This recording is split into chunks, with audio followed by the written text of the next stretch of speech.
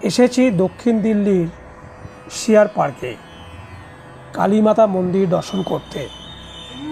এখানে ঢুকতেই চোখে পড়ল বিশাল এক প্যান্ডেল তৈরির কাজ। কাঠ, বাঁশ, কাপড় দিয়ে লোকেরা রাত দিন খেটে সাজাচ্ছেন দুর্গোৎসবের মণ্ডপ। মন্দির প্রাঙ্গণে ঢুকে প্রথমেই দেখলাম মা দুর্গার জন্য তৈরি হওয়া বেদি। এখানেই পুজোর দিনগুলিতে দেবীর অর্চনা হয়। সেই বেদি ঘিরে এখানে একটা আলাদা ভক্তিময় পরিবেশ তৈরি হয়েছে। এরপর সামনের দিকে এগোতেই চোখে পড়ল একেবারে দৃষ্টিনন্দন কালী মন্দির। শান্ত পরিবেশ, ধূপের গন্ধ আর ভক্তদের প্রণামে মন্দির চত্বর যেন আরও পবিত্র হয়ে উঠেছে। এখানেই এক রাঁধুনি আমাকে জানালেন পুজোর 4 দিন এখানে বিনামূল্যে প্রসাদ ভোগ বিতরণ হয়। হাজার হাজার ভক্ত প্রতিদিন সেই প্রসাদ গ্রহণ করতে এখানে আসেন।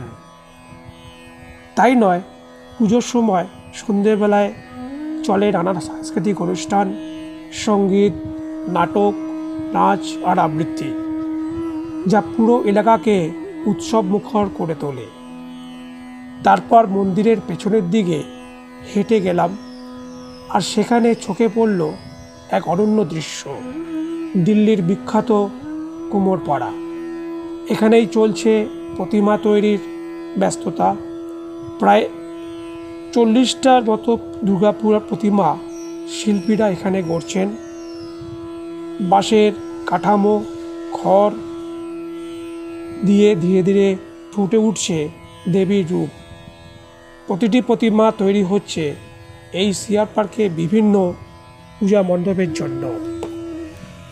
তো সত্যিই বন্ধুরা, সিআর পার্কে শুধু কলকাতার বাইরের বাঙালিদের প্রাণকেন্দ্রই নয়, পুজোর মরশুমে একেবারে ছোট্ট কলকাতা হয়ে ওঠে। এখানে মন্দির, প্রতিমা, প্রসাদ, সাংস্কৃতিক অনুষ্ঠান সব মিলিয়ে এক অনন্য আবহাওয়া তৈরি হয়।